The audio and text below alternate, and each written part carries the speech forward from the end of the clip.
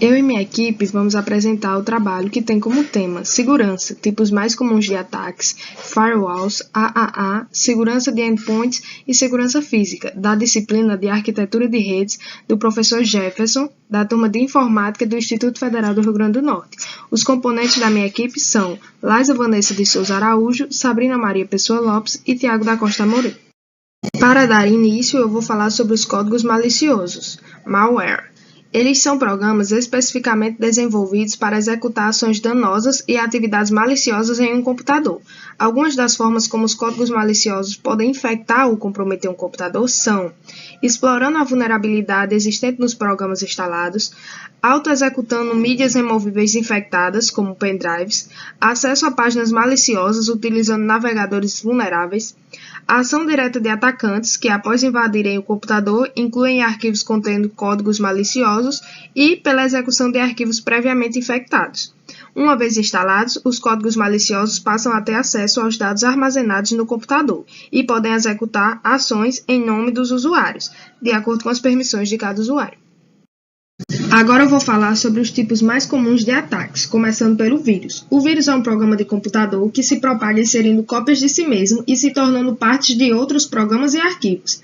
Para que o computador seja infectado, é preciso que o programa ou arquivo hospedeiro seja executado.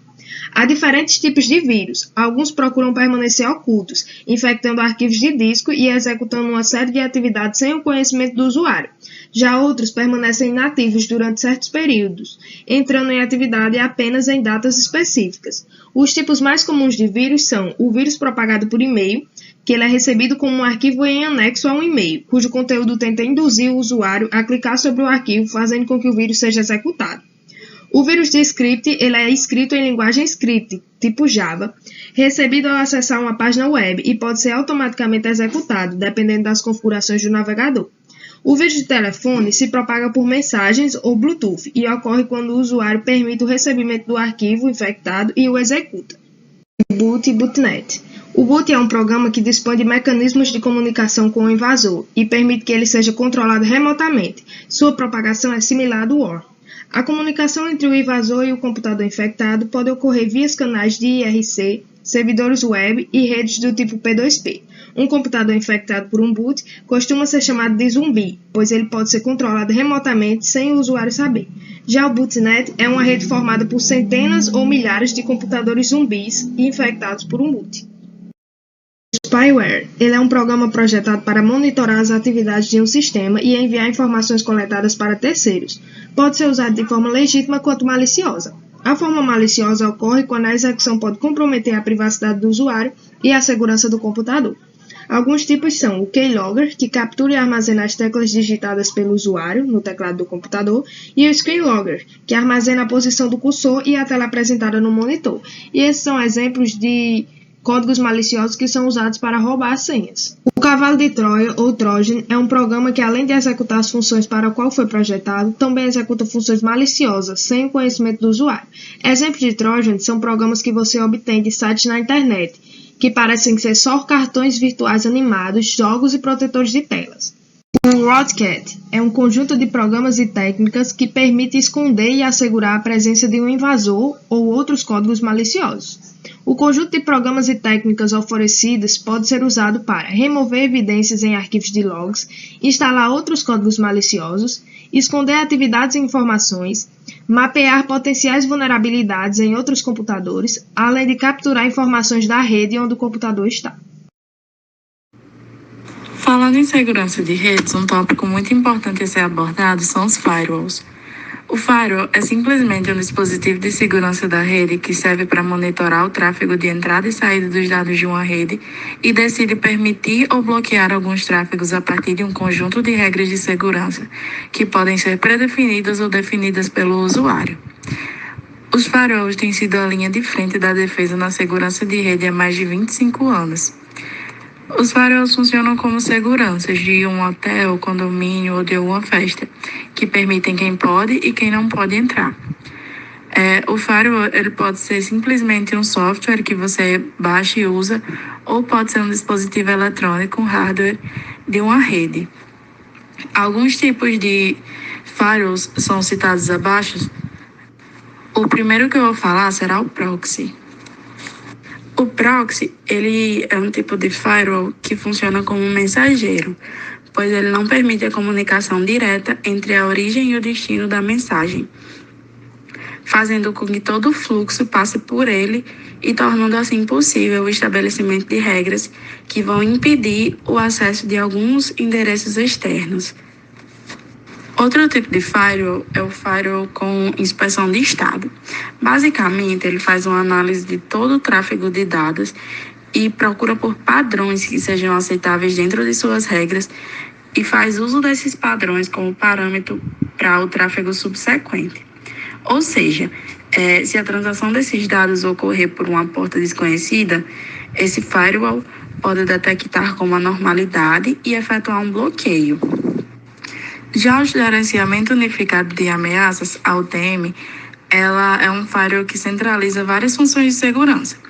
Tipo, ela é um firewall que trabalha misturado com outras funções de segurança, como antivírus e proteção contra spam. Elas são necessárias não só para uso entre empresas de pequeno e médio porte, mas também para serviços anti-malware, anti-spam e filtragem de conteúdos.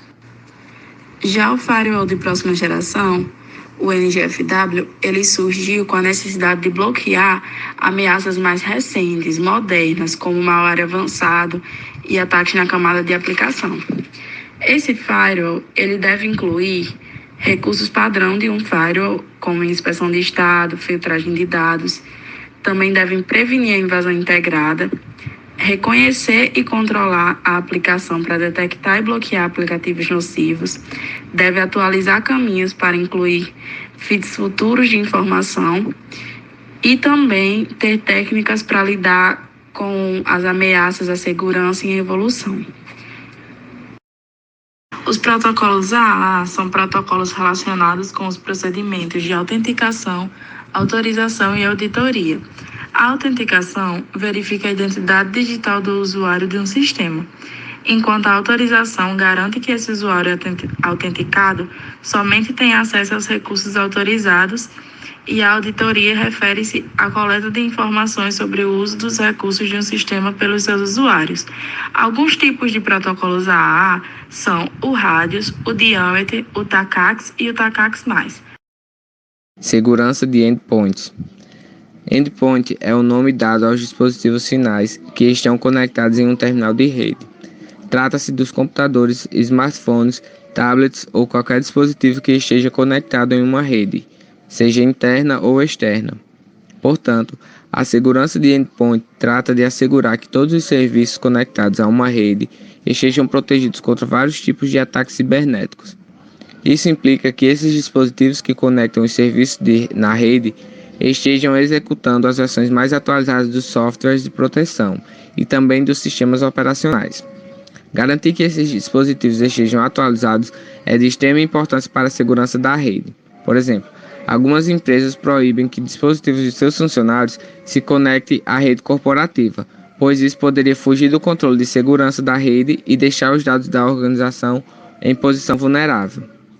A segurança de endpoint é baseada em um software desenvolvido em uma arquitetura cliente-servidor, ou seja, o servidor é instalado em uma central da empresa, geralmente o mesmo computador que faz o gerenciamento de toda a rede e é responsável pelo controle dos dispositivos que acessam essa mesma rede.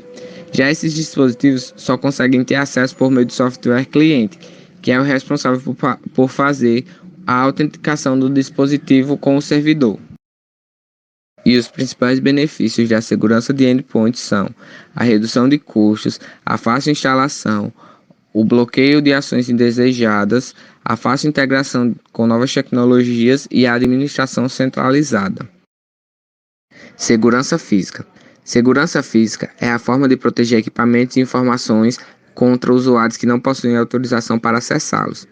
A segurança física é feita nas imediações da empresa e leva em consideração a prevenção de danos causados por desastres locais ou ambientais, como terremotos, inundações e incêndios. Por isso, investigar a ocorrência de eventos climáticos passados é importante ao se planejar os métodos de segurança física para a proteção de funcionários, equipamentos, dados e do local. Além disso, ela trata de métodos para evitar o acesso de pessoas não autorizadas a áreas em que se encontram dados e informações críticas da empresa. Uma forma de fazer isso é implantar recursos de identificação de funcionários, como o uso de crachás, senhas e cadastro de digitais. Para ter uma boa segurança física, é importante controlar a entrada e saída de equipamentos, materiais e pessoas da empresa por meio de registro de data, horário e responsável.